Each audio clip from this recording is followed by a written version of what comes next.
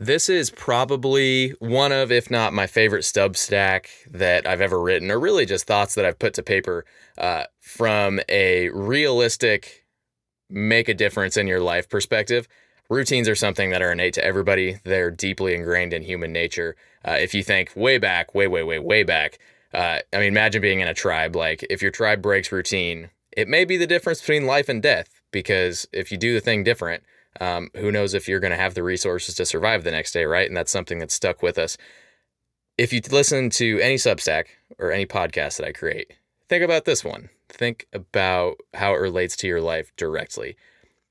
I wrote this in the heat of marathon training, so excuse me if some of the verb tenses are kind of weird because, it's June now, and I wrote this a long time ago before I ran the marathon. But I hope you enjoy it. Let's get real.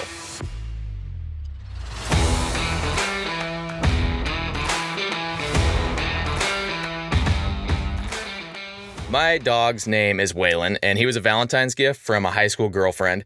When I got him, all my friends were giving me a hard time. They're like, "You're going to break up and then you're not going to like the dog anymore."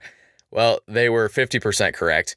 We broke up, but I still really, really, really love Waylon. He doesn't know how to play. He's quite socially awkward. He feels the need to be touched 24/7 to the point where you'll be like taking a nap somewhere and he'll just dive bomb you. But he loves everyone around him. In the summer, we have this evening routine where I, get home from work, walk through the door. He gets real excited and jumps all over me, and we go out and hang out in the yard. It's a routine that I have missed a lot lately. In our last several months apart, Waylon and I had pretty different routines. Last November, I registered for the Hogeye Marathon in Springdale, Arkansas, never being a runner before. And registering was effectively signing a contract with myself to run 3 to 5 days per week for about 6 months. When I signed up, I really didn't have an idea how to train for a marathon because I hadn't run more than, I think, 4 or 5 miles in my life. But fortunately, my friend Betsy, who is an ultramarathon runner and running coach, she graciously built a 24-week training plan for me to follow. And after just a few days of training, I really learned how useful routines are to stay on track, especially when doing something new. Most mornings during training, my watch buzzed between 6:30 and 7 a.m. I immediately put on a set of specific running clothes, and I went to the kitchen. I ate some Greek yogurt, granola, fruit, and drank some electrolytes. Once I was ready and fueled, I ran anywhere from 4 to 8 miles. And after running, I would do the same stretch routine. I would shower, replenish with the same protein shake and coffee. And the routine worked like clockwork for months. Like, it was very effective. Every week of training, in addition, had a long run. And long runs are the biggest run of the week by far. Usually they were double, if not more, the distance of a regular run. They really push the body to its limits, so to make the run safe and effective, I developed a pretty unique routine for these as well. The long run routine started on the eve of the long run before, with a dinner of some kind of protein, quite a bit of vegetables and stuff, and then a really big sweet potato to get some good carbohydrates. The evening then was screen-free, tried to stay off my phone, tried to not do homework or watch the TV or anything like that. And then I went to bed really early to optimize sleep. When I woke up in the morning, I ate the same 3 eggs, the same bagel, the same peanut butter, and the same banana that I had for every other long run.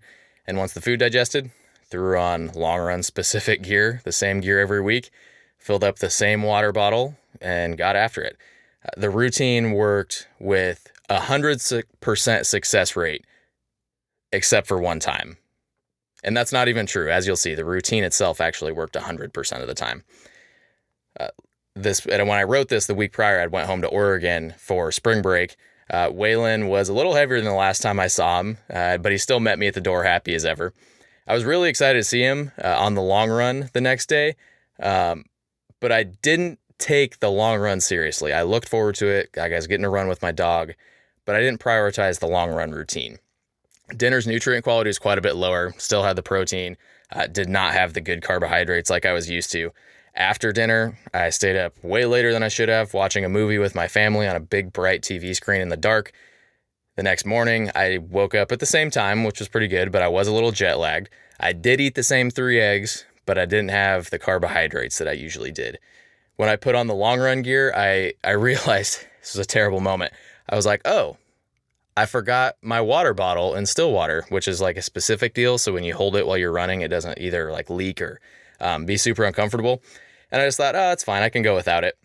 So I just shrugged off the mistake, walked outside with Waylon, and set out to run 16 miles, not even thinking about it.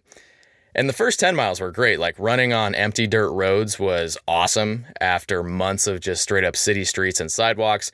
Waylon was having fun. He was good company. Every once in a while, he would take a detour to a cattle trough, like a drinking trough, to cool off. And it was really, really awesome up until mile 12.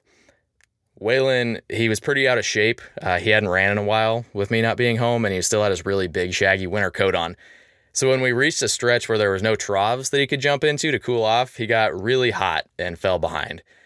At about the same time that I noticed he was starting to get slow, my stomach decided that it was just going to crap the bed, almost literally. I had consumed 2 energy gels so far, which if you haven't seen them, they're just like, imagine like pudding, but all it is glucose, a little bit of water, and some stuff to make it kind of like a gel texture. It's kind of gross, but you need it when you're running really long distances. But the combination of energy gels with no water, it killed my stomach. So at like mile 12 and a half, I think, after Waylon was starting to fall behind, I texted Mom. She came and got him. But when she got there, like, he wasn't going anywhere without me. He was like, I'm in it for the end. But he wasn't, because he probably would have heat stroked. So I got in the pickup, rode to my house with my mom, which wasn't very far away, which seemed like a good idea because in the end, I was actually going to finish the run closer to my house. But the second I sat down, I realized I made a mistake because every muscle in my body was like, oh, it's time to relax. We're going to get really stiff. And I just turned into a board. My tendons and everything started to ache. It was really bad. When I got home, I resumed the workout on my watch to track distance. And the last 3.5 miles were just this grueling combination of this weak legs, tight legs, stomach that didn't know which way it wanted to, depart its contents. It was rough. When I stopped running, I was like, oh, this will be better. It wasn't. In the shower, my calves burned so bad I couldn't stand up, so I just laid on the floor of the shower for 10 minutes like a maniac. Eventually, I did get the courage to like quickly get up, dry off, and shuffle to my room before my calves started burning again. And I really needed water and calories because that would have fixed it all, but I literally did not have the energy or the capacity to get them. So for 20 minutes, I laid face down in bed and just thought about the run. I realized pretty quickly that it wasn't my body that was dying from the 16-mile run. Like, it wasn't the distance that caused me the pain. It was the departure from the routine, because the last week I'd run 15 miles and felt fantastic afterwards. But the departure from routine for this run that was only a mile longer absolutely killed me. So I asked myself, is my body capable of running, 16 miles? Or is it the routine that I carry on every week for a long run? Is it that what makes me capable of running these distances? CrossFit enthusiasts, about as far away from running as we can get, state change. CrossFit enthusiasts, they like to say that routine is the enemy. It was this phrase that was made up by Greg Glassman, the founder of CrossFit. And it comes from the definition of CrossFit. CrossFit is, by definition, constantly varied functional fitness executed at high intensity. So it's a different thing every day. The principle of constant variation is based on CrossFit's mission to train athletes for life. CrossFit believes that since life is constantly varying, our training probably should be too. Anything can happen at any time, so we should be able to handle anything at any time. I was once told this crazy story about CrossFit athletes who realized, like, man, we're going to the gym at the same time every day. The workout might be different, but that's a routine in itself. So they're like, we're going to switch it up. These madmen decided to lock themselves in shipping containers for 24 hours with a fan bike and see who could bike the furthest in that time with nothing. And it was dark too, so they couldn't even keep track of their time. They didn't do it like to accomplish a goal. They didn't train for it. They did it just because it was unanticipated. And that fits the CrossFit philosophy of routine is the enemy. That philosophy is 180 degrees polar opposite to the philosophy I continued for marathon training. So which is correct? The philosophy of routine or no routine? We can start to think of some pros and cons. The biggest benefit of routine is efficient progress. Useful routines, they turn really, really big goals or big tasks into really manageable actions.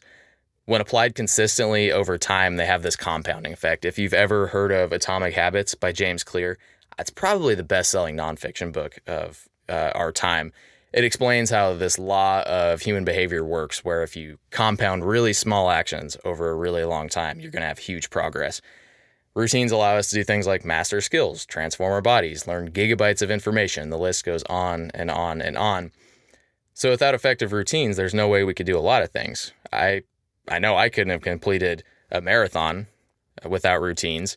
So we shouldn't underestimate the power of them. But unfortunately, like all things, there's pros and cons. Routines are not all sunshine and rainbows. I believe there's two big drawbacks. The first one is that life is uncertain. Nothing's guaranteed, including the elements of our routines. Schedules change. Your vehicle breaks down. We learned in 2020 that a pandemic out of nowhere can close an entire society, so the only thing that is certain is uncertainty. Because the world is such an uncertain place, if we rely on routines, that makes us really vulnerable. If we rely on a routine to perform, that means we're only as capable as the weakest link of our routine. Ironically, in this case, my Achilles heel was the place I called home. The long-run routine failed because I wasn't in Stillwater with all the things I usually have, and when the routine failed, I nearly did too. The second drawback to routines is the comfort and attachment that we get to them. If you drink coffee every morning, which I'm sure a lot of you do, you probably would be pretty upset if your coffee maker died tomorrow or the coffee shop down the street just happened to be closed. If you eat McDonald's for lunch every day or the same thing for lunch every day, you're probably going to be upset if the McDonald's down the road closes. And the same principle can even apply to routines that seem unattractive, right? Like if you eat chicken and rice for lunch every day, which I would say I love it, but for most people, they probably don't. They're probably going to be upset if McDonald's is your only option, right? Because humans, it's not that we get attached to the things that we think we're attached to. We get attached to the routine and the consistency. At the end of the day, humans just don't like change. So when routines give us security and someone takes away the routine or something, it takes away our security. If the world takes away the routine that you have, you're not going to like it. But if you go even further, it's possible to be so attached to a routine that like you can't let it go. Forget the world taking it away. What if you just won't let it go and it has negative impacts? I learned this lesson a lot training for a marathon. Craving success, I knew that routines would be what gives it to me. So I turned down a lot of nights out with friends, a lot of experiences like concerts and things like that, that were the night before a long run.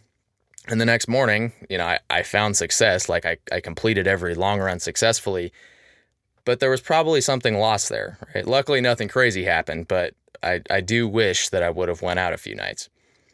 Routines, they can free us from failures, right? Or they can free us from some of our other bigger vices.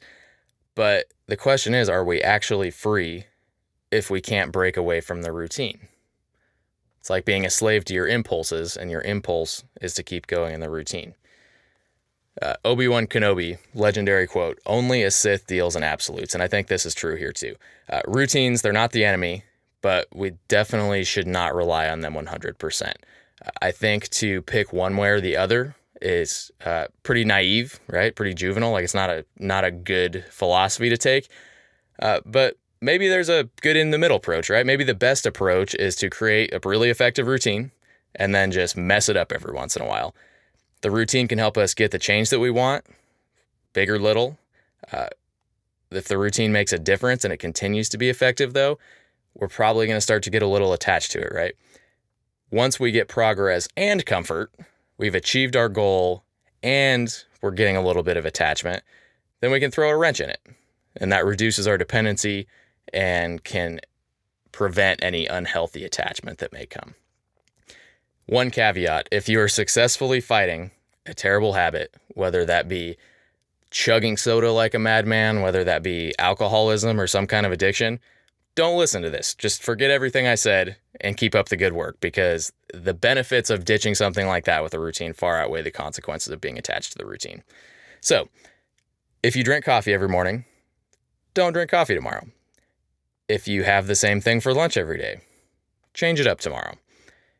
You don't have to turn your life upside down, but turning one routine upside down will prepare you for when life feels upside down. Bit of a tongue twister. Explore the virtues and vices of routines. They can bring you benefits, They can give you attachment and take you away from other experiences. They may even just fall apart and you'll realize that you were only relying on the routine, not your own capability. Routines are incredibly powerful and incredibly ingrained in us, like I mentioned there. Today, I got done with a ruck, made a protein shake, and in the past, like where I was living before, I would eat my protein shake with a plastic spoon every day. So I had this like motor skill, this motor routine established where when I finished it, I would find a trash can and I would just kind of like tip the container over, and the plastic spoon would fall in the trash can. Today, I was not using a plastic spoon. I was using a metal spoon, and I, out of nowhere, like finished it, walked by a trash can, opened the trash can and went, oh, nope, that's not a plastic spoon. Like, it's amazing how little things and little routines stick with us over time, which is awesome because if it's a good thing, then yeah, it's going to help you a lot. But if it's something that's useless or something that is a bad routine, like it's going to have the same effects, right? In a negative way. I think something important to note here, this is something that my friend and running coach Betsy sent me. I talk about her a lot. I should just have her on the podcast at this point. She said, blog, after writing this, blog, so good, me, routine. Routine for health and fitness so I can adventure and be spontaneous in life. And then she said, can't wait to hear how tomorrow's long run is going at the time.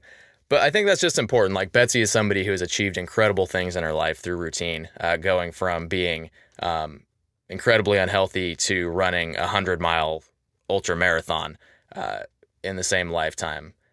And routine allowed her to do that, right? Because it's powerful. I think the message from this episode should not be one way or the other. It shouldn't even be like that last bit of, get a routine and get the benefits and then mess it up. Like, it's a strategy, but I don't think that's the takeaway. I think the real takeaway is be aware of your behavior and be aware of your actions, because there's little things you probably do that when it's taken away, it's really going to bug you. Or when you have to depart from it, you might not want to and you might miss out on something. So be aware. Keep that in mind. I hope you enjoyed this episode. I hope it gave you a little bit of wisdom. My goal here is not to tell people why they should get better in their lives, but rather to make them feel like they want to get better. And I hope that you're feeling that right now. Thanks for listening. Let's get real.